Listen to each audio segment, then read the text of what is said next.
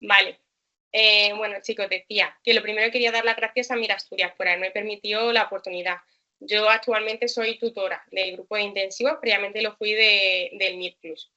Bueno, soy residente de pediatría y como buen spoiler del título vamos a hablar de los exantemas en pediatría, ¿vale? Vamos a estar hablando de la clase de los exantemas, pero abierto ya, que no va a durar 1 hora y media, ¿vale? Sé que estamos en verano, que es julio y que no apetece estar 1 hora y media aquí hablando de las clases, pero será algo más breve, ¿de acuerdo? Y previamente voy a hablar un poquito de mí, ya que el resto hablaré de los exantemas. Bueno, decía antes, en lo que había estado hablando sola, que yo soy madrileña, ¿vale? He vivido en Leganés y estudié la carrera en Madrid, concretamente en la Universidad Europea de Madrid. Hice la residencia, no, las prácticas en el Hospital Universitario de Getafe, que es este que tenemos en esta imagen, y es ahí donde descubrí que me gustaba la pediatría, muy contrariamente a lo que yo pensaba cuando entré a hacer las prácticas en el hospital, que para mí la pediatría era otro mundo aparte en el que no quería nunca entrar. Y al final me acabó encantando y por eso decidí emprender el camino para poder optar a la residencia en pediatría. Decidí hacerlo con Mirasturias, que es algo que sí que tenía claro desde un primer momento, y gracias a los compis de Mirasturias y también al trabajo que cada uno hace personalmente durante la preparación del MIR, pues conseguí mi plaza, que bueno, a día de hoy, como en la vida todo es cuestión de tomar decisiones y al final arriesgarse, cambié de comunidad y a día de hoy soy residente de pediatría en el Hospital Materno Infantil de Málaga, que es este hospital que tenemos aquí. Os voy a dejar aquí abajo mi correo, ¿vale? Para cualquier tipo de duda, ya sea del taller, de los exantemas en general, ya sea de la pediatría o de la vida, me podéis escribir a este correo sin ningún problema. Y bueno, ¿qué sabemos de los exantemas en pediatría? Vale, realmente algunos de aquí imagino que iréis a ser pediatras, otros optaréis a medicina de familia, otros optaréis a algún otro tipo de especialidad, pero al fin y al cabo lo que nos va a unir a todos es que en algún momento de la vida vamos a ver a algún niño en la consulta, ya sea una consulta o una obra de urgencias o pasando consulta como pediatra general. Es importante esto porque yo voy a tratar de ser lo más práctica posible, ¿vale? Voy a dar una serie de claves, trucos que tenéis que tener en cuenta para que se os ilumine la bombilla a la hora de ver un niño con un exantema. Cuando os consulten por ello, que tengáis unas claves para poder un poco defenderos y que no os pillen, ¿vale? Entonces, lo primero de todo, tenemos que saber describir las lesiones de la piel. Vamos a hacer un breve repaso muy rápido de cuáles son las lesiones elementales o primarias de la piel. Las máculas, que tenemos esta imagen de aquí, ¿vale? Son aquellas lesiones en las que lo único que tenemos es un cambio en la coloración, ¿vale? No vamos a tener ningún cambio tanto en consistencia ni en profundidad, ¿de acuerdo? Suelen ser, pues, pequeñas o pueden ser grandes y pueden ser hipercrómicas o hipocrómicas como las que tenemos en esta imagen. Por otro lado, tenemos las pápulas. Como su propio nombre indica, son lesiones que son palpables, es decir, van a estar sobreelevadas. Generalmente suelen ser menores de 0,5 o 1 centímetros, ¿vale? Cuando hablamos de placa, estamos hablando de una lesión macular, en este caso no se palpa, ¿vale? Que suele tener una extensión pues ya mayor de 1 centímetro, al contrario que la mácula, que suele ser algo más chiquitita. Y luego, por otro lado, tenemos el abón. El abón está compuesto tanto por edema como por eritema, ¿vale? Por otro lado, tenemos lesiones con contenido. En este caso tenemos las vesículas, que son esta imagen de aquí. Como podéis ver, tienen contenido y son menores generalmente de 0,5 centímetros. Por otro lado, lo que nos podemos encontrar son las ampollas. Las ampollas van a ser mayores de 1 centímetro por lo general y van a tener contenido líquido. ¿Por qué? Porque si hablo de contenido purulento, estaría hablando de una pústula, ¿vale? Que es esta lesión que tenemos aquí. Y luego, por otro lado, tenemos el nódulo. El nódulo es una lesión redondeada, ¿vale? Que se palpa y sobre todo que crece en sentido más bien del eje vertical. Bueno, realmente los exantemas son un motivo de consulta frecuente en las consultas de pediatría, una urgencia, como digo, general, ¿vale? Y por ello os traigo una imagen para ilustraros de la realidad de esto. Estas imágenes que os traigo aquí son imágenes reales de una guardia mía de pediatría, ¿vale? De las últimas 2 semanas. Como podéis ver, paciente que viene a las 8:15 de la noche por exantema, tenemos otro paciente que viene a las 8:30 por otro exantema, otro que viene a las 9 menos 20 por fiebre y exantema. Otra imagen también para ilustrar la importancia y frecuencia de los exantemas en pediatría, con un exantema generalizado a las 2 menos 10 y a las 3:15 fiebre y exantema, ¿vale? Entonces es importante que tengamos en cuenta que es algo que nos vamos a encontrar sí o sí. La etiología de los exantemas es muy amplia, ¿vale? Pueden ser de etiología infecciosa, que es fundamentalmente la que vamos a tratar en este tema, ¿vale? Donde la causa más frecuente es la viral, pero también podemos encontrar reacciones medicamentosas, otro tipo de enfermedades, como por ejemplo la enfermedad de Kawasaki, ¿vale? Como la mayoría van a ser virales, en la mayoría de veces el tratamiento va a ser sintomático, ¿de acuerdo?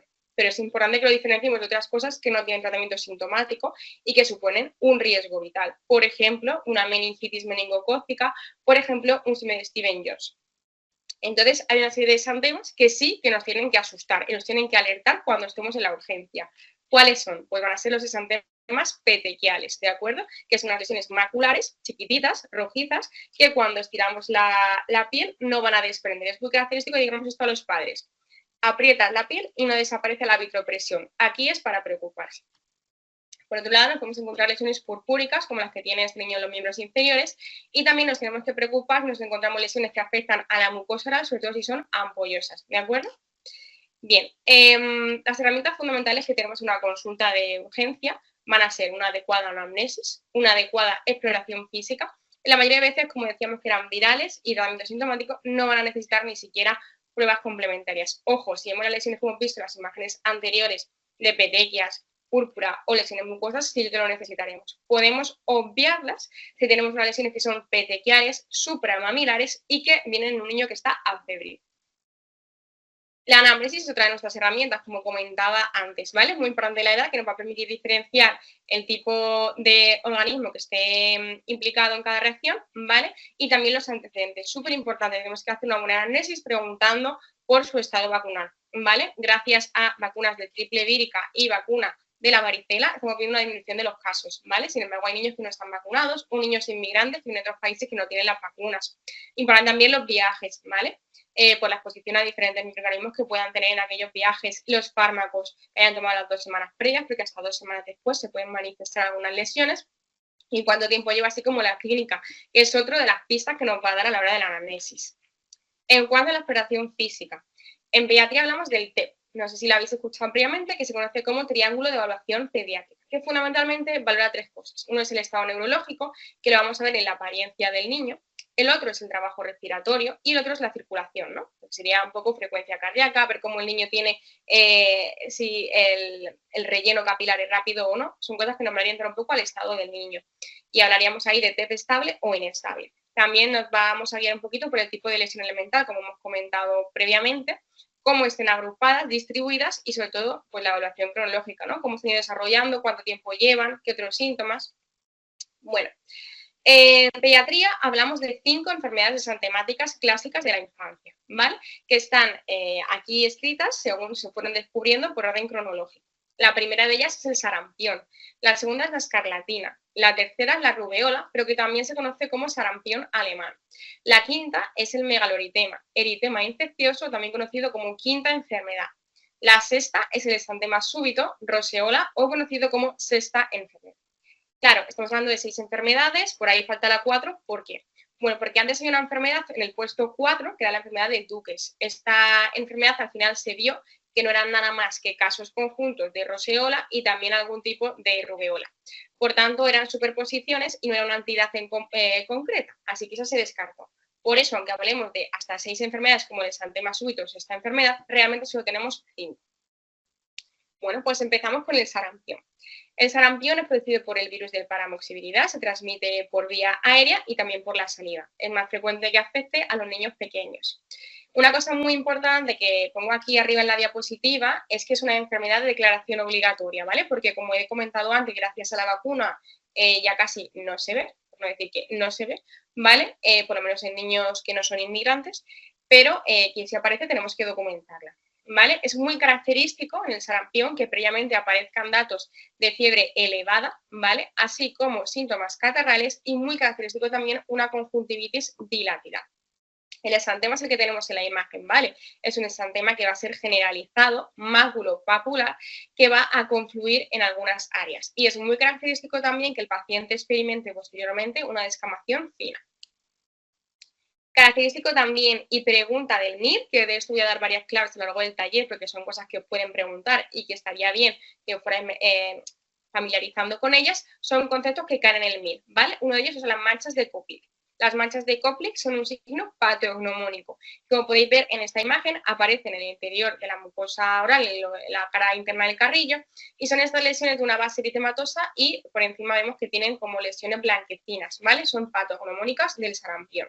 Quedaos con este nombre porque posteriormente vamos a ver otro tipo de manchas que también aparecen en cavidad oral de otras enfermedades. Manchas de Koplik.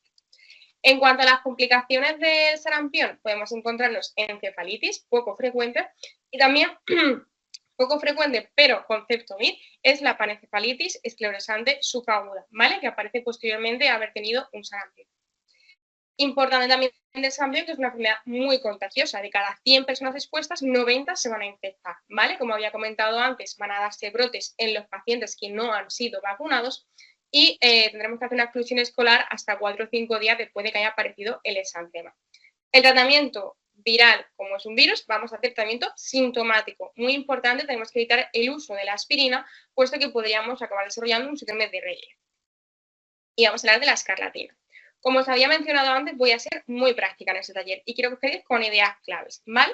Por eso quiero que recordéis estas 3 imágenes cuando os venga a la cabeza la palabra escarlatina. Una de ellas es esta imagen, una lija, una frambuesa y un triángulo que pone filato. Entonces, ¿de qué estoy hablando? Bueno, el exantema que tenemos en el caso de la escarlatina es un exantema micropapular, que se caracteriza por ser más palpable que visible, ¿vale? De hecho, muchas veces las madres vienen consultando por la fiebre o la lengua o lo que sea, y es cuando le descubren la camiseta y dices, este examen no me había dado cuenta de que lo tenía, porque se palpa, pero no se ve tanto. Es como si fuese una lija, también se conoce como piel de gallina.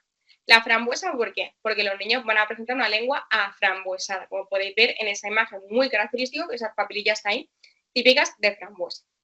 Y el triángulo de filato, porque la escarlatina se caracteriza por respetar este área nasolabial, como podéis ver aquí, este triángulo de filato está respetado en el caso de la escarlatina. Otro signo característico, también pregunta de MIR, ¿vale? Son las líneas de Pastia. ¿Qué son las líneas de Pastia? Bueno, pues es, digamos, un marcado eritema en las zonas flexurales. Por ejemplo, en la imagen de aquí lo vemos a nivel del hombro y en esta imagen lo vemos a nivel del cono, ¿vale? Son un eritema que está más marcado en esas zonas y esas líneas de Pastia. Importante con lo del respeto del triángulo de filato, lengua frambuesada y el esplema micropapular, muy típico de la escarlatina. ¿Vale? Ese es el exantema de la escarlatina. ¿Lo veis? Prácticamente no, porque lo que he dicho, se palpa más que se ve.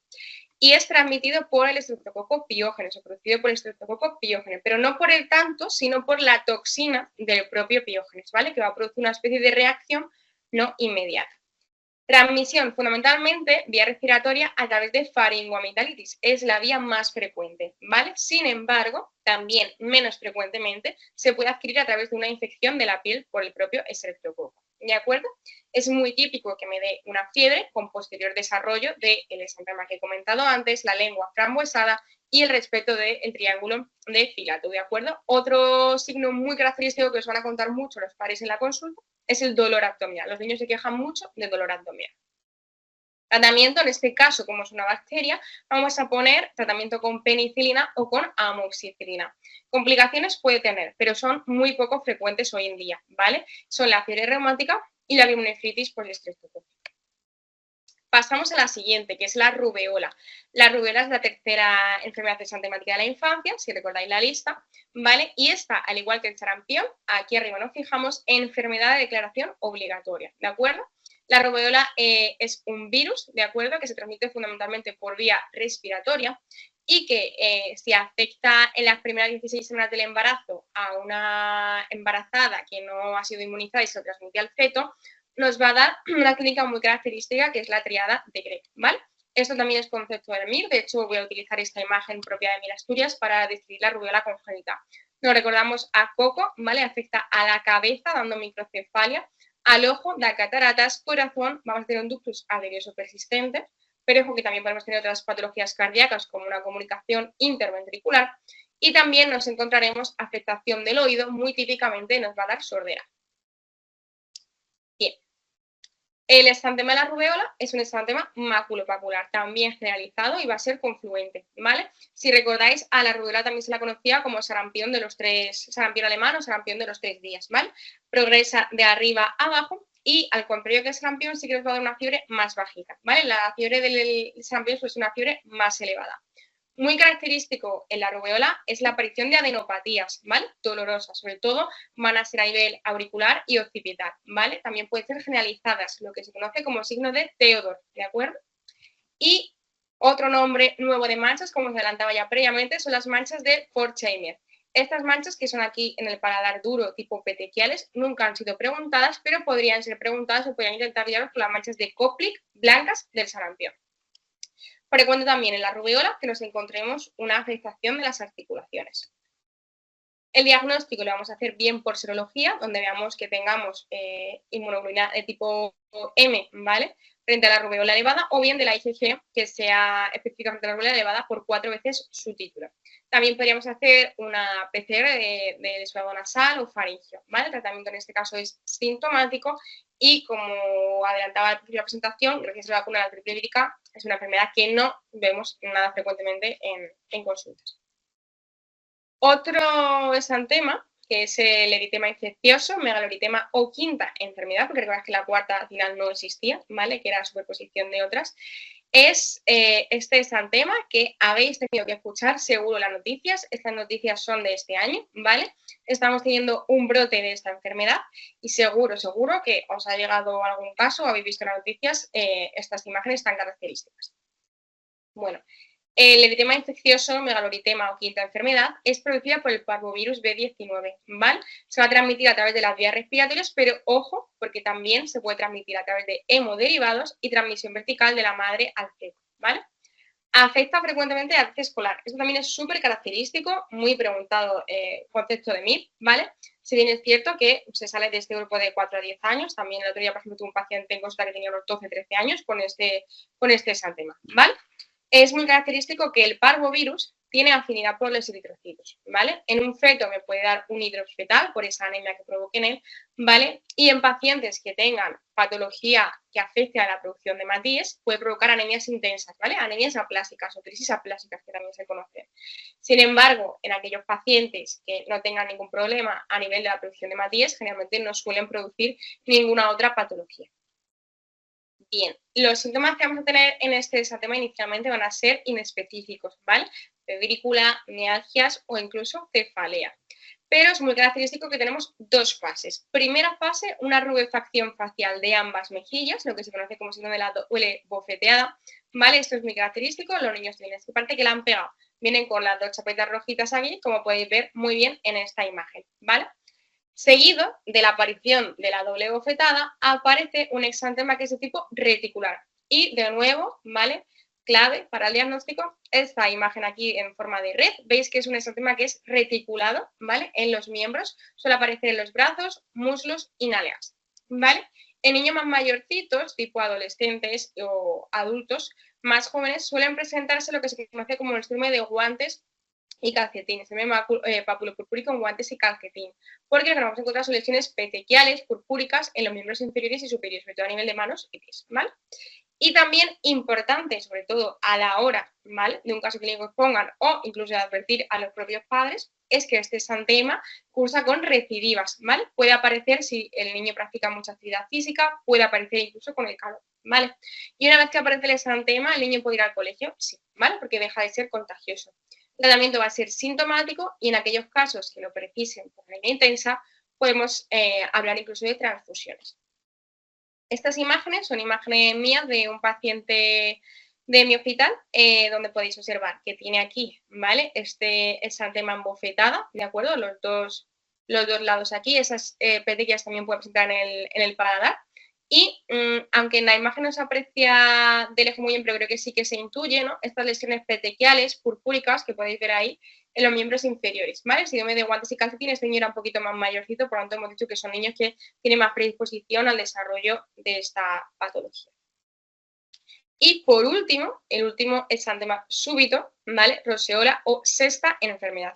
De nuevo, truquitos, ¿vale? En la sexta enfermedad tenemos aquí el 6, ¿vale? Y virus del herpes de tipo 6, ¿vale?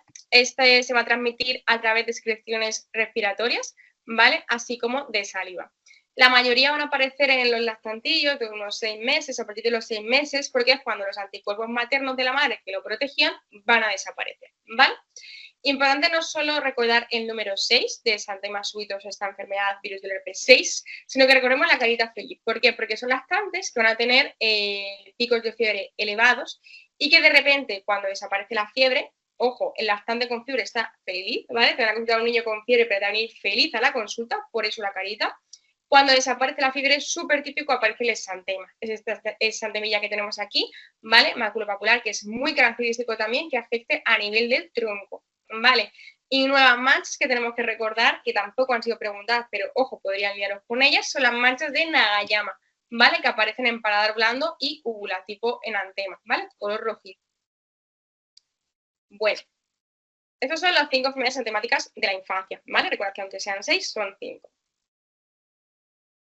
Y ahora yo os voy a poner un caso clínico, ¿vale? Que quiero que hagáis el ejercicio de pensar en casa e intentar saber o predecir la respuesta. Estás en consulta y te viene una madre con un niño y el niño te viene así, con este exantema, ¿vale? Este exantema que se distribuye así maculopapular en tórax, abdomen. Le ves la cara al niño y tiene esta carilla, tiene ahí como los mofletillos rojos, tiene los ojos rojos, los labios también rojillos, ¿vale? Y esta lengua. Entonces, tú ves esto y ¿en qué principal diagnóstico pensarías? Pensarías en una escarlatina, ¿no? Yo creo que es lo primero que se nos viene a la cabeza después de haber visto la escarlatina. Vale, pues siento decepcionaros, pero esto no es una escarlatina, es una enfermedad de Kawasaki, ¿vale? Hemos visto las 5 enfermedades exantemáticas básicas de la infancia, sin embargo existen muchos más tipos de exantemas. Y yo vengo a traeros aquí los principales que vemos en una, o podemos ver en una urgencia, para que de nuevo no os pille ni en la urgencia ni en el día del niño. Estamos hablando de la enfermedad de Kawasaki, ¿vale? La enfermedad de Kawasaki realmente no es ningún tipo de infección, de hecho se cree que es un trastorno inmune, ¿vale? Donde la etiología no está todavía claramente establecida, ¿de acuerdo? Es un tipo de vasculitis, ¿vale? Que afecta a pequeños y medianos vasos, ¿vale? Aunque la mayoría van a evolucionar bien, ¿vale? Hasta en un 25% de los niños hay una complicación muy característica, ¿vale? Que son los aneurismas coronarios. El 85% de los niños afectados de Kawasaki van a ser menores de 5 años, ¿vale? La máxima incidencia entre los 18 y los 24 meses. Y ojo, importante que sepamos que si un niño está afectado de Kawasaki por debajo de los 3 meses o por encima de los 5 años, va a tener mayor riesgo de complicaciones porque son unidades más infrecuentes de encontrarnos esta patología. Bien, los criterios de Kawasaki están claramente establecidos, ¿vale? Y tienen que cumplirlos, porque es importante ahora establecer el tratamiento luego que pondremos inmunoglobulina, ¿vale? Un fármaco que es caro y que, bueno, al final es efectivo y tenemos que saber hacer un buen uso racional del mismo. La enfermedad de Kawasaki se caracteriza por tener fiebre de 5 días de evolución, una fiebre elevada, ¿vale? Hasta 40 grados, así como 4 de los siguientes criterios. Van a tener una inyección conjuntival, ojo, tiene que ser bilateral, ¿vale? Se van a afectar la mucosa faríngea y la mucosa labial, como en el caso de un niño que hayamos visto con labio rojito, ¿vale? En forma de enantema. También puede tener una lengua frambuesada o esos labios fisurados, agrietados, ¿vale? Cambios en las extremidades. Muy típicamente podemos encontrarnos edema, eritema e incluso descamación de los dedos, pero esto va a ser en fases más tardías. Un rash, ¿vale? Un exantema que va a ser tipo polimorfo. ¿Qué tenemos por polimorfo? Pues que puede adquirir diferentes formas, es decir, puede ser escalatiniforme, puede ser morbiliforme, maculopapular, diferentes tipos, ¿vale? Y también característico, una linfadenopatía cervical de más de 1,5 centímetros, pero es única, ¿vale? También importante, se palpa muy bien. Otra cosa característica muy típica del Kawasaki es la afectación del perine, ¿de acuerdo? Y también muy característico, que también el Kawasaki es otra enfermedad que está un poco de moda este año, se han visto varios casos, además en mi hospital hemos tenido bastantes casos, ¿vale? Es la irritabilidad que presenta el lactante. Aquí tenemos un ejemplo del exantema perineal de la enfermedad de Kawasaki, ¿vale? Como podemos ver, y luego la fase posterior, pues cómo tiende a esa descamación, ¿vale? En esta imagen también podemos ver las manos de un niño con enfermedad de Kawasaki, donde podemos ver que tiene edema a nivel de los dedos, eritema, ¿vale? Bueno, las alteraciones cardíacas al final tenemos que buscarlas, ¿vale? Porque son datos de alarma e incluso de emergencia a la hora de actuar, ¿vale? vamos a solicitar un electrocardiograma en todo paciente que ingrese con sospecha de Kawasaki, ¿vale? Desde el primer momento. Aunque es cierto que los aneurismas aparecen más tardíamente, ¿vale? Al principio sí podemos encontrarnos en los indirectos como artritis, ¿vale? Artritis de la propia arteria coronaria. Podemos también ver alteraciones en el electrocardiograma, podemos tener soplos, ¿vale? Y aunque la mayoría de los aneurismas van a regresar en un año, pues es algo que tenemos que ir controlando con sucesivas revisiones, ¿vale? Como adelantaba previamente, la herramienta fundamental en estos niños, que no os pillen el día del MIR ni en la vida, son las inmunoglobulinas, que no los corticoides, ¿vale? Las inmunoglobulinas van a tender a disminuir la fiebre, ¿vale? Tanto la fiebre van a cortar los síntomas y mejorar el estado general del paciente. Otra cosa importante a tener en cuenta cuando un paciente está tratado con inmunoglobulinas, ¿vale? Que pueden también ser una posible pregunta, es que no pueden utilizar vacunas de virus vivos, ¿vale? Hasta 11 meses después de haberse iniciado el tratamiento con las inmunoglobulinas.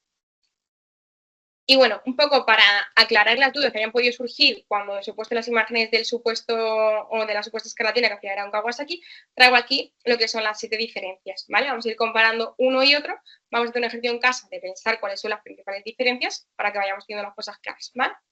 El exantema de la escarlatina, ¿cómo es? Es de tipo micropapular, recordamos la imagen del hija, ¿vale? Exantema que se palpa mejor que se ve, ¿vale? De tipo también piel de gallina, que se conoce.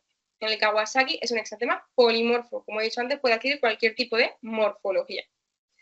En cuanto al ojo rojo, ¿lo vamos a meter en la escarlatina? No, en la escarlatina no tenemos ojo rojo. Y en el Kawasaki sí, uni o bilateral, ¿de acuerdo? En las adenopatías, en la escarlatina, pues de la propia derivación, como habíamos podido venir de una faringoamigdalitis, pues al final podemos encontrarnos adenopatías cervicales, múltiples, ¿vale? En cambio, en el Kawasaki serán múltiples, no.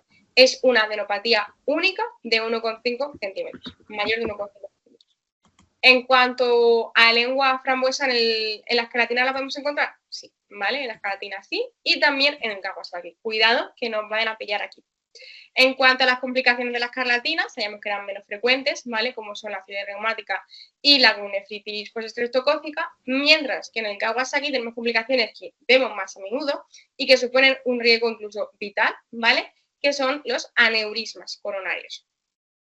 Bueno, vamos a continuar con otra enfermedad que también debéis de conocer, que seguramente hayáis pasado, si no vosotros, algún compañero vuestro del colegio, que es la enfermedad del beso, ¿vale? Mononucleosis infecciosa, que sabemos que es producida por el virus de Epstein-Barr. Ojo, también que no nos pillen aquí, tenemos mononucleosis infecciosa producida por el virus de Epstein-Barr, pero también podemos encontrarnos síndromes mononucleósicos que son producidos por otros microorganismos, como por ejemplo el citomegalovirus, que no nos pillen aquí tampoco, ¿vale? Enfermedad mononucleósica o mononucleosis infecciosa, ¿vale? Virus de Epstein-Barr. Síndromes mononucleósicos, otros diferentes. Bueno, el virus de Epstein-Barr es un virus de la familia del herpes, ¿vale? Se va a transmitir tanto por saliva como a través de transfusiones y, bueno, tiene diferentes picos de incidencia, ¿vale? Es muy característico que los niños pequeños pasen desapercibidos, siendo asintomáticos, mientras que en adolescentes y adultos más jóvenes nos van a causar el propio cuadro que vemos aquí de mononucleosis infecciosa. Importante también que sepamos que el virus de Epstein-Barr se asocia con otro tipo de patología, ¿vale? Que tenemos que tener en cuenta. Pregunta de Mir también, leucoplasia villosa oral, trastornos linfoproliferativos e incluso linfomas, ¿vale?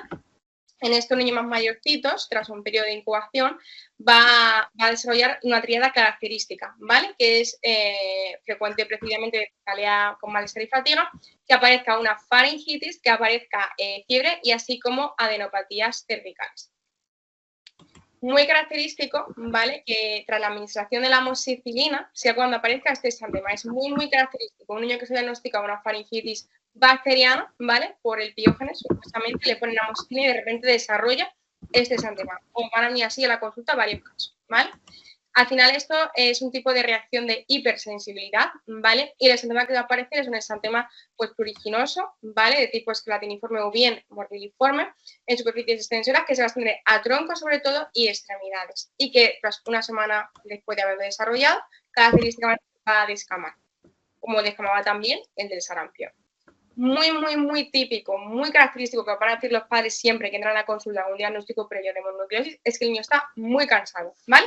Es un niño que después de un diagnóstico de mononucleosis te viene 2 meses después a la consulta y en el triaje que os he enseñado al principio de exantemas no te pone exantemas, te pone cansancio, ¿vale? Y es la fatiga que va a quedar posteriormente, puede durar varios meses después de una mononucleosis. En cuanto a las complicaciones o implicaciones que tenemos, no solo va a estar implicado, ¿vale?, en la enfermedad que os he comentado antes, como la leucoplasia oral vellosa, sino que también la vamos a tener en otras afectaciones cutáneas, ¿vale?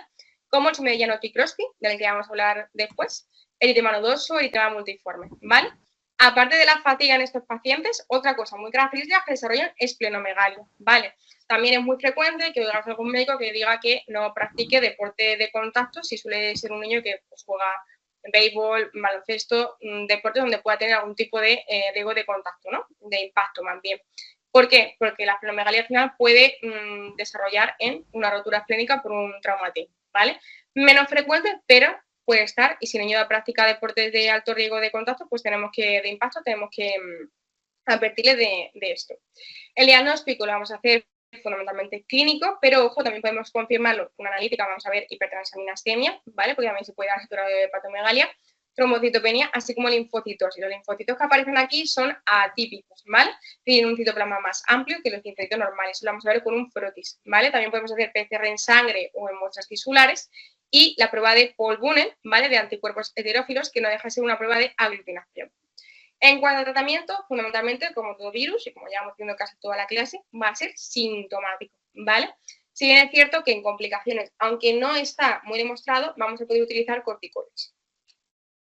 De nuevo, una patología donde está implicado el virus de Epstein-Barr es la acrodermatitis papulosa infantil, también conocido como síndrome de Janowski-Crosby, ¿vale? Que es esta imagen que tenemos aquí. Esta patología puede acontecer a niños entre los 6 meses hasta los 14 años, ¿vale? Y no solo está producida por el virus de Epstein-Barr, ojo, porque también puede estar producida por el virus de la hepatitis B y por todas estas causas que tenemos aquí en pantalla, por saque, parvovirus, herpes, incluso patología no viral, ¿vale? O incluso vacunas, ¿de acuerdo? Y esto suele ir precedido de un sistema de vías respiratorias altas, con síntomas que son inespecíficos. Bueno, aquí os traigo un poco lo que es las características del exantema, ¿vale? Se suele iniciar de forma brusca, ¿vale? Donde tenemos aquí estas pápulas edematosas, ¿vale? A veces purpúricas, que van a cara, nalgas. Muy importante y que va a diferenciar esta patología de otras es que no va a afectar al tronco, ¿vale? Suele preservarse y que tampoco va a afectar a las palmas ni a las plantas. Las lesiones van a ser generalmente asintomáticas, ¿vale? Y las manifestaciones que podemos encontrar, pues de nuevo, inespecíficas, febrícula, adenopatía, ¿vale? Tratamiento de nuevo sintomático.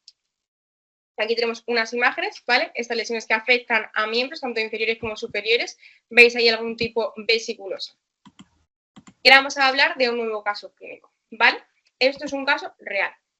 Paciente que te viene a la consulta y te cuenta la madre que es un niño, ¿vale? Que es muy lactantillo, lleva un par de días con fiebre, ¿vale? Ahora le ven como más tontorrón, no quiere comer, dicen que no para de llorar, que está muy irritable y que está empezando a babear incluso mucho, ¿vale? Y esta mañana la mamá le ha visto unas llagas en la boca, ¿vale? Cuando viene hacia el hospital y se ha puesto a vestirle, ha visto que también le han salido unas manchitas en las manos y los pies, ¿vale? Concretamente le han salido estas manchitas. ¿Qué es esto? ¿Ante qué estaríamos? Bueno, esta enfermedad, ¿vale? Se llama enfermedad Mano-Bocapi, que imagino que también habréis oído hablar de ella en varias ocasiones, ¿no? Si tenéis primos pequeños o niños pequeños en la familia, la conoceréis. Esta enfermedad es provocada por un enterovirus, ¿vale? Concretamente el Coxsackie A16, ¿vale? Que da con esto también importante. Suele afectar a niños pequeñitos de 1 a 3 años y hay brotes en primavera y verano. De hecho, estamos viendo ya varios casos, ¿vale? Se transmite por vía fecal oral, como todo enterovirus, ¿vale? A través de las heces y también por vía aérea. En estos niños suele aparecer un periodo previo de fiebre que generalmente no suele ser muy elevado, ¿vale? Y que, o incluso puede no estar presente o ser algo de febrícula, como estas. Y ya empiezan a aparecer aquí las lesiones que son de tipo ampollas, pápulas, y aparecen tanto por dentro de la boca, ¿vale? Como también afectación de palmas, plantas y nalgas. Yo creo que el que pensó en la enfermedad no se come mucho la cabeza a la hora de poner el nombre, entonces es algo bastante deducible.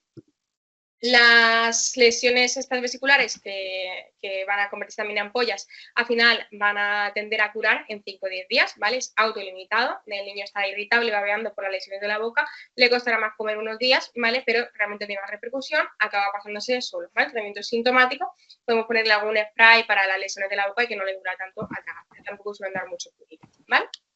Aquí tenemos una imagen de enfermedad de manocapía un poco más generalizada, ¿vale? Como podéis ver, estas lesiones que son de tipo vesículo-pustulosas. Y entonces, en este mismo caso clínico, ¿vale? Te pregunta la mamá, ¿y esto lo podemos tener los adultos? A mí está empezando un poco como a doler la boca, las manos, me duele ya todo. Sí, correcto, ¿vale? Esto lo pueden tener los adultos, de hecho se transmite en niños adultos y en niños a otros niños, muy frecuente, ¿vale? Bien, pues esta misma madre te vuelve a venir un mes después y te viene muy preocupada, ¿vale? Y te dice, mira, doctora, es que se le están cayendo las uñas. Entonces, ¿qué tiene este niño ahora? No tiene nada más que las secuelas de la ¿vale? Es muy difícil que 5 o 6 semanas después de haber pasado una enfermedad de novocapié haya una caída de las uñas, ¿vale? Frecuente. No pasa nada, se van a caer y después van a volver a aparecer sin ningún otro tipo de repercusión. No es doloroso tampoco para los pacientes. Bueno, otra enfermedad que también ya conocemos todos de sobra, ¿vale? Algunos por haberla sufrido en primera persona, es la varicela, ¿vale? La varicela se transmite por vía respiratoria, pero ojo, porque también se puede transmitir a través del líquido de las propias lesiones, ¿vale? Muy típico, como sabéis, que el virus de la varicela al final se va a quedar latente en los ganglios linfáticos, ¿de acuerdo? Y va a pasar también a nivel de los órganos en esa fase primera de viremia, ¿vale? Se quedará latente y luego ante estado de inmunodepresión se va a reactivar, ¿vale? La afectación clínica dermatológica de la varicela es súper característica y esto no se nos va a escapar nunca, ¿vale? Es un niño que tiene lesiones en diferentes estadios de evolución, ¿vale? Son lesiones vesiculosas que van a evolucionar a costras, ¿vale? Como podéis ver, aquí tenemos una lesión de costra, aquí una lesión vesiculosa, aquí una que está apareciendo tipo macular, es decir, lesiones en diferentes estadios, ¿vale? Muy típico también este concepto de imagen en cielo estrellado, ¿vale? También susceptible de ser preguntado en el MIR. Las lesiones que podemos tener en número pueden variar de 250 hasta 500 lesiones, ¿vale? Es decir, un niño cuando tiene varicela se nota, se sabe, ¿vale? También van a dar prurito, que esto muchas veces es causa de sobreinfección, ¿vale? Y también puede afectarse la mucosa genital, conjuntival e incluso respiratoria. Pregunta, ¿vale? Hemos dicho que esto ya se evitaba también por la vacuna, triple vírica, lo de la varicela, lo comentamos al principio de la clase. ¿Un paciente que se ha vacunado puede pasar la varicela? Sí, ¿vale? La puede pasar. La varicela que pasa a un paciente con una o dos dosis se conoce como varicela de brecha, ¿vale? Pero tranquilidad, porque va a ser mucho más leve que en un paciente no vacunado. Hemos dicho que en un paciente no vacunado puede tener de 250 hasta 500 lesiones, en un paciente que está vacunado, menos de 50, ¿vale? Por lo tanto, casi ni se notará. Y en vacunados con una sola dosis, pues más similares a los pacientes que no están vacunados. Cuando esto se reactiva en pacientes inmunodeprimidos, ¿vale? Va a dar lugar a el herpes zóster, ¿vale? Esto es más típico de ancianos, ¿vale? Pacientes inmunodeprimidos más adultos, pero ojo porque en niños también lo vemos, como por ejemplo en el caso que os traigo en esta imagen, ¿vale? Tenemos una afectación que generalmente suele ser unilateral, ¿vale? Y que no va a cruzar la línea media, como podemos ver en esta imagen. Va a afectar a cualquier área, pero es muy frecuente que se dé en el tronco, ¿vale? Previamente a la aparición del exantema, esto lo cuentan muy bien los adultos, ¿vale? Sale una especie de picor o sensación de quemazón, ¿vale? El exantema, pues eso, es una fase maculopapular previa, luego evoluciona a vesículas y todo así como arracimado porque siguen un mismo dermatoma. Se va a resolver solo en una 3 semanas con tratamiento para el dolor, ¿vale? Otra enfermedad muy frecuente que vemos muy a menudo en las consultas de urgencias es la sarna, ¿vale? Como de contarlo ya a uno nos pica el cuerpo. La sarna es transmitida por un ácaro, ¿vale? Se transmite tanto por contacto con personas enfermas, ¿vale? A través de las lesiones de la piel, por fómites, objetos que hayan tocado, tú tocas y ahí está, ¿vale? La transmisión. También, ojo, por vía sexual, ¿vale? Va a afectar a todas las edades, a todos los grupos socioeconómicos, niños, adultos, pero es cierto que lo vemos más frecuentemente en población que vive en hacinamiento, ¿vale? Y también muy frecuente que no sea bien diagnosticada y por falta de conocimiento no se trate y se perpetúe al resto de la familia y de contactos, ¿vale? muy característico de la sarna, ¿vale? Es la afectación interdigital. Se van a afectar las comisiones de aquí de un dedo con otro, ¿vale? Muy, muy característico. Se van a afectar también característicamente las muñecas, los tobillos, ¿vale? Muy típico también que se afecte las nalgas, ¿vale? Signo patognomónico también, que lo pueden poner en un caso a nivel del MIR o simplemente para la práctica clínica, ¿vale? Es que se van a formar unos surcos, ¿vale? Unos túneles que podemos ver aquí muy bien delimitados, ¿vale? Estos surcos o túneles, digamos que son el camino por donde el ácaro de la hembra va poniendo los huevos, ¿vale? Por donde va pasando. En vez de que se ve la exploración y otras que no, ¿vale? Es decir, que no lo tengamos no quiere decir que no tengamos sarna. Son lesiones muy, muy, muy pruriginosas. Te va a venir el paciente, bueno, la mamá del paciente cuando toque a su hijo le pica mucho y la madre te va a contar que le pica, te va a rascar en la propia consulta, ¿vale? Es decir, doctor, no puedo más de picor, ¿vale? Eso es la sarna, tenemos que sospechar la sarna ante esta situación, ¿vale? El prurito se va a hacer sobre todo por la noche y con baños de agua caliente, ¿vale?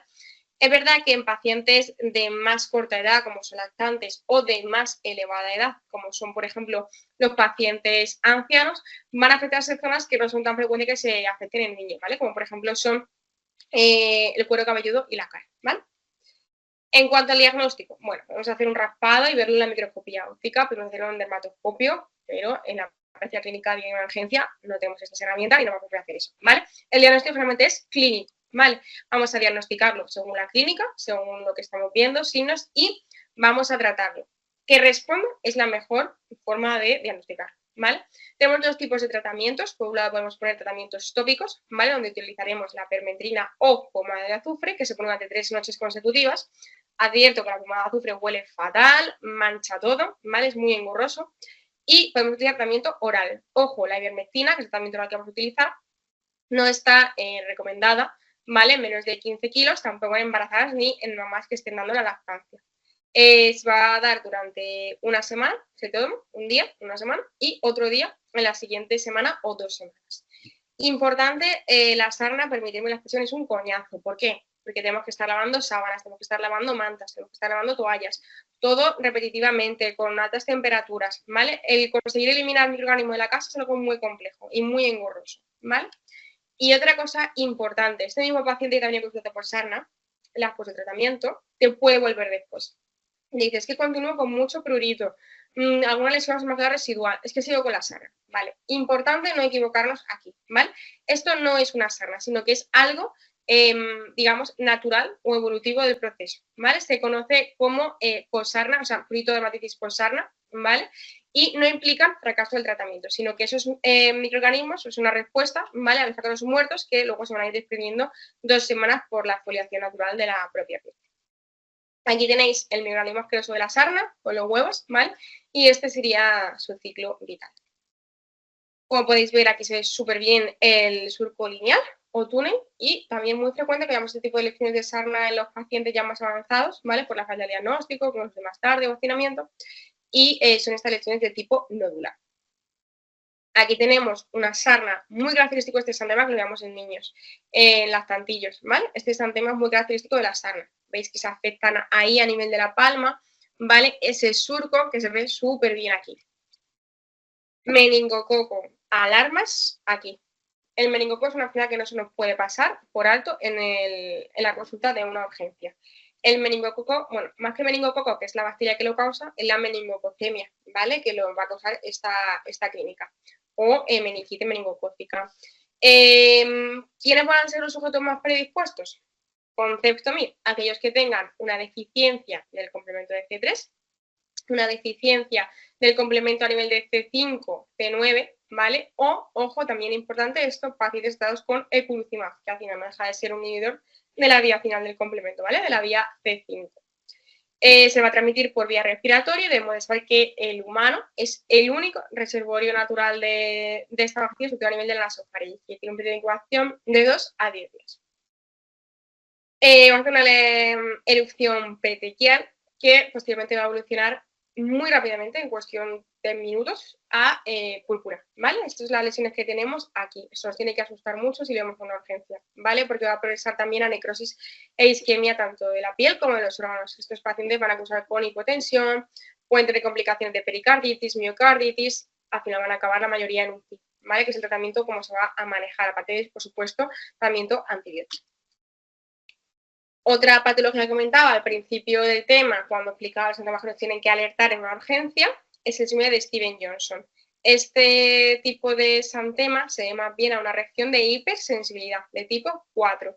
Tenemos clásicamente dos grandes grupos. Por un lado está el Stevens-Johnson, que afecta a menos del 10% de la superficie corporal de la piel, y por otro lado tenemos la necrosis epidémica tóxica, que afecta a más del 30%. Por lo tanto, la necrosis epidémica tóxica implica mayor gravedad que el síndrome de Stevens-Johnson, ¿vale? Esto es una cosa importante a la hora de establecer los diagnósticos entre una y otra. Aunque son raras en niños, debemos de nombrarlo porque no dejan de ser una urgencia que podemos encontrarlos. Y elevado riesgo de mortalidad. Las causas fundamentales no solo van a ser, ¿vale? Organismos como virus de herpes simple o el Mycoplasma pneumoniae, sino que también podemos encontrarnos por fármacos muy típicamente, pregunta de Mir, fármacos anticonvulsionantes. Los síntomas crónicos previos, pues como todos los virus que ya vamos viendo, cefalea, malestar general, fiebre, y posteriormente van a aparecer lesiones característicamente en la mucosa, una conjuntivitis purulenta, úlceras en boca, nariz, tracto digestivo, tracto respiratorio. Y las lesiones que aparecen de tipo papilorematomas, ¿vale? Se conocen como blanco de tiro, porque es como si le hubiesen pegado a este chavalín varios tiros, ¿vale? Y aquí tenemos la afectación de la mucosa. Muy típicamente tenemos Nikolsky positivo, se afectan las vísceras, por supuesto, de ahí que también supongan un compromiso vital, y el tratamiento va a ser de sostén, también generalmente en UCI, aunque es más típico de que se epidémica tóxica que acaba en el UCI, y suelen evolucionar de forma autolimitada en 4 o 6 semanas, con una recuperación que va a ser bastante lenta. Otro exantema también característico con despegamiento de la piel es el de la piel escaldada. Este tipo de síndrome lo vemos en niños chiquitillos, por debajo de los 5 años, que es provocado por el aureus, pero no por el propio aureus, sino por las toxinas, ¿vale? Es una toxina que lo que hace, como podéis ver aquí, una toxina exfoliativa, que lo que hace es separar un queratinocito de otro, de forma que se formen ampollas que se separen de la epidermis, ¿vale? Inicialmente, malestar general y después este exantema generalizado, muy típico, ¿vale? Que se afecten zonas donde no vamos a tener lesión, o sea, piel sana no vamos a tener, y muy típico que tenga una hiperestesia aguda. El paciente se cuenta que le duele, que le quema antes de que incluso salga la lesión. Frecuente afectación de grandes pliegues y también muy característico, por eso tenéis que ver con esta imagen, la afectación periorificial. De 1 a 3 días posteriores aparece la fase exfoliativa, donde estas ampollas que vemos aquí se van a romper, ¿vale? Con el signo de Nikolsky, como decía antes, positivo, y suele dejarse la piel en 10-14 días sin dejar cicatrices. Os voy a traer una imagen real de un paciente que tuvimos ingresado en la planta hace no mucho, para que veáis un poco diferentes imágenes del mismo, ¿vale? Os lo voy a poner. ¿Cómo llegarías al diagnóstico de una piel escaldada? Cogería la lesión, cultivarías, intentarías sacar algo de ahí. No, así no llegamos al diagnóstico, ¿vale? Tened cuidado con esto, que no sea una pregunta trampa. ¿Por qué? Porque hemos dicho que es producido por una toxina, por tanto, no hay microorganismo que vayamos a localizar, ¿vale? Vamos a hacer un exudado faríngeo, un exudado respiratorio, ¿vale? Donde encontremos el Staphylococcus aureus, que va a ser el que va a aportar esa toxina o generar esa toxina. Pero en la lesión no vamos a encontrar ningún tipo de microorganismo, porque es producidas las lesiones por la toxina. Complicaciones, deshidratación y sobre todo una sobreinfección, ¿vale? Del rascado. Tenemos dos tipos de tratamientos en función de cómo esté el paciente. Es que una forma leve, como se explica, tratamiento tópico, ¿vale? Antibiótico tópico. Si es una afectación más extensa, utilizaremos tratamiento intravenoso. Esta es la imagen que os comentaba yo de un paciente nuestro, ¿vale? Que tú ves eso y ven roña, no roña, ¿vale? Esto es la piel despegada, la epidermis despegada por las toxinas del Staphylococcus aureus. Otro que os van a venir mucho a consultar es el impétigo, ¿vale? El impétigo afecta a lactantes y sobre todo niños de primera infancia, más típico de niños pequeños, y tenemos que tener claro que hay dos grandes grupos. Diferenciamos el impétigo clásico, contagioso o no ampollar, y el impétigo ampollar o bulloso. El impétigo clásico, contagioso o no ampollar es producido por el Streptococcus pyogenes del grupo A, ¿vale? Van a ser unas vesículas pústulas que evolucionan a costras, ¿vale? Muy característicamente este color melicérico, color amarillo, costras melicéricas característico de un impétigo por Piógenes. Es muy contagiosa, tanto ¿vale? Inoculable, al mismo paciente va a tener una lesión aquí, de repente una semana en la pierna, en el brazo, también hetero inoculable, ¿vale? Porque cuando está con los hermanitos se van a contagiar 100%. Y el otro es el ampollar bulloso, que es producido por el Staphylococcus aureus. Este también va a liberar una toxina epidermolítica, son unas ampollas flácidas que se van a romper, dejan esa piel despegada con unas costillas claras y finas, no son amarillas. El diagnóstico va a ser clínico, el tratamiento va a ser local con mupirocina o con ácido fusídico. En caso de gran afectación, ¿vale? Tanto localizadas pero que sean muy extensas, o solicitadas, o localización en varias localizaciones, ahí aplicaríamos un tratamiento oral generalmente con cenfadroxila. Prurigo, esto no me voy a enrollar mucho, ¿vale? El prurigo no deja de ser una reacción de hipersensibilidad a las picaduras de diferentes mosquitos, ¿vale? Que se da frecuentemente en niños con dermatitis atópica, ¿vale? Hay una primera fase donde se va a liberar la histamina, nos va a aparecer el edema, ese abón típico, y después ya tendremos esa escoriación con la costra. ¿Quién no ha tenido picaduras de mosquitos? Todos sabemos cómo es.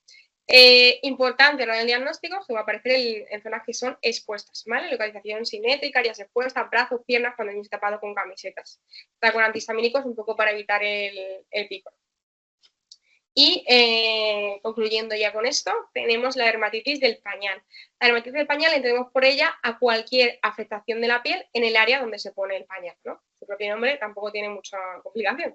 Es muy común en lactantes y niños pequeños, ¿vale? Y se debe a que al estar el pañal todo el rato puesto, al final eso está hiperhidratado, con zonas de maceración, vamos a permitir que proliferen otros gérmenes que no deberían de proliferar en condiciones normales, sobre todo también por el pH de la caca. Es un círculo, digamos, vicioso, ¿no? Aquí tenemos como tenemos esa humedad excesiva, va a producir esa maceración, las heces y la orina, ¿vale? Por las proteasas van a aumentar el pH local, con la temperatura local y van a proliferar esos microorganismos.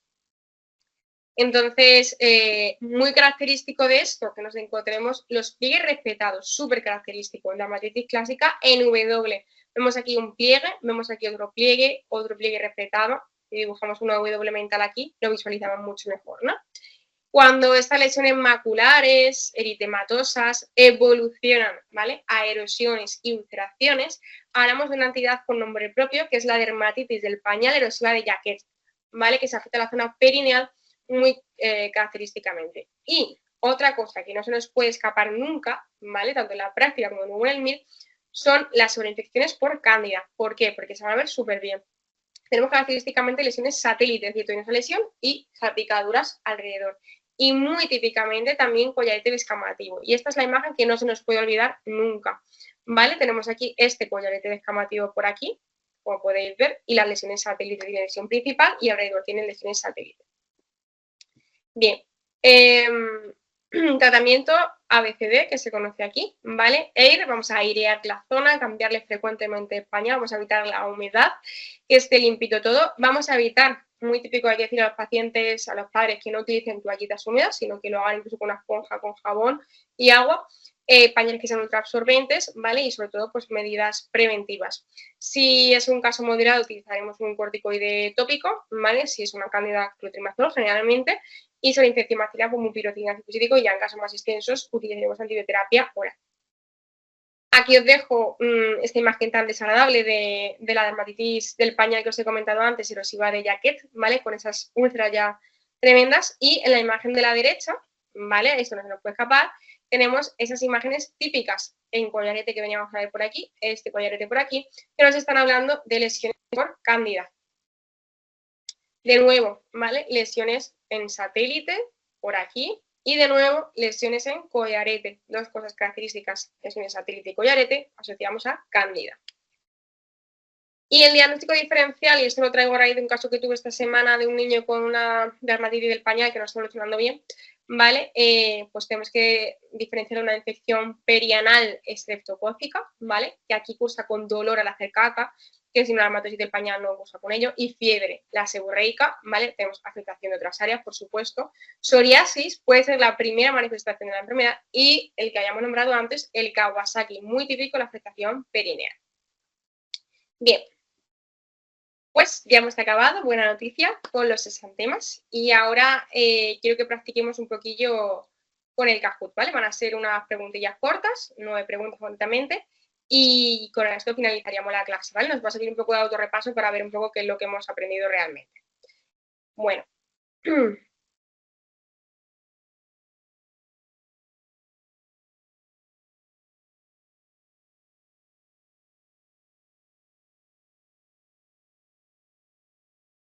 Correcta, en relación a la etiología de la escarlatina. Faringoamigdalitis viral, faringoamigdalitis por Diógenes, por aureus o todas. Rápido,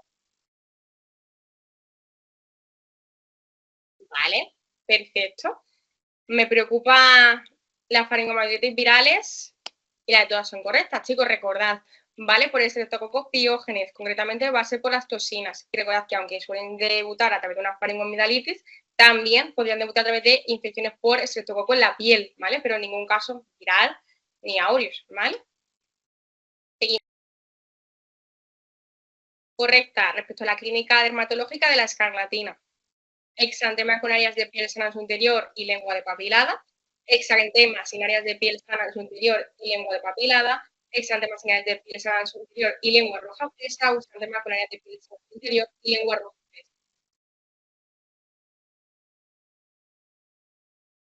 Tiempo. Muy bien, muy bien. Ya vais más orientados. Muy bien, chicos. Recordad las diferencias entre escarlatina y Kawasaki. Con respecto al sarampión, ¿cuál es la correcta? Fiebre leve con exantema universal de la piel, fiebre leve con exantema con áreas de piel sana en su interior, fiebre, cuadro catarral y exantema universal, fiebre, cuadro catarral intenso y exantema con áreas de piel sana en su interior.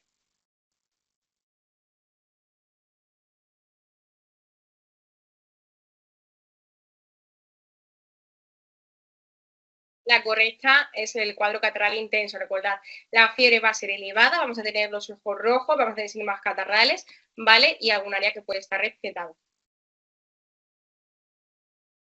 Respecto al síntoma viral, con una erupción, pequeñas máculas que no confluyen cara y tronco y adenopatías generalizadas, ¿en qué pensarían? En rubeola, en eritema infeccioso, en exantema súbito o en sarampión.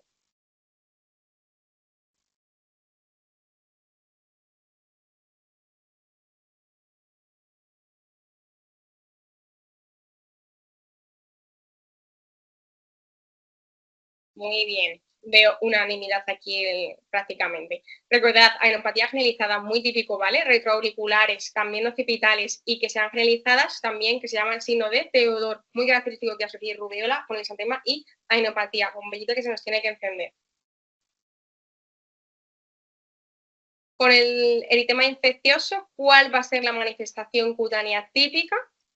Mancha blanca diminuta sobre mucosa roja en cavidad oral, exantema que tiene inflamación, eritema mejillas, mácula rosa. Está muy fácil, ¿no? Por eso he puesto menos tiempo. Perfecto. Muy bien, extrema bofetada, recordad que es megaloritema, quinta enfermedad, ¿vale? Que está muy de moda, parvovirus B19. Vamos con la sexta.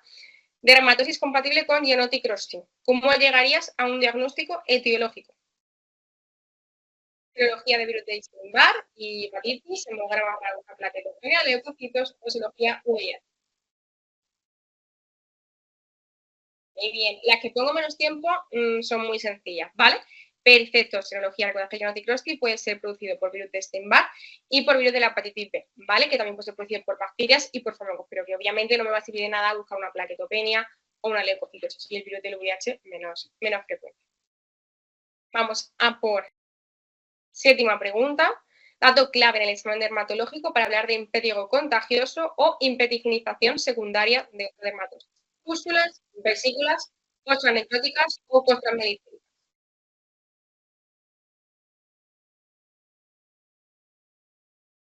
Muy bien, costras meliféricas, costras color amarillento, ¿vale? Eso es lo que me permitía diagnosticar un poco la del estreptococo.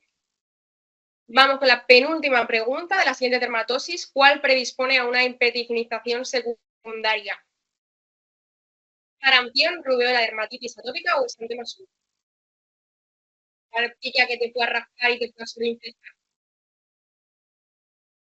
Muy bien, la dermatitis atópica, ¿vale? Esa sequedad de la piel, ya por la propia sequedad de la piel y por el propio rascado, va a condicionar un poco que tengamos una sobreinfección tanto por el auris como por el estrepto.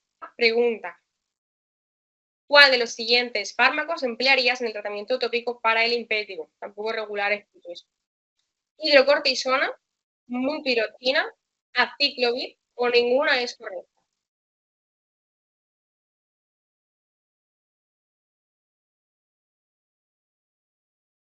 Muy bien, mupirocina, ¿vale? Ninguna es correcta, no, ¿vale? Mupirocina o ácido fusidíco se emplea para el tratamiento tópico. En el caso de que sea algo oral, utilizaremos el cefadroxilo, ¿de acuerdo? Bueno, daros las gracias ya por estar aquí. Y de nuevo os vuelvo a dejar mi correo aquí abajo para cualquier duda que tengáis. ¿Vale? Estas son unas imágenes pues, de lo que era mi familia aquí en Málaga, con mis compañeros en las guardias, incluso en Navidades. Aprovechad mucho la academia, las recomendaciones de los profesores, las clases, disfrutad ahora, ¿vale? Antes de empezar la época dura del estudio del MIT. Y nada, que al final todo con trabajo se acaba cumpliendo, se acaba logrando y que paséis muy buen veranito.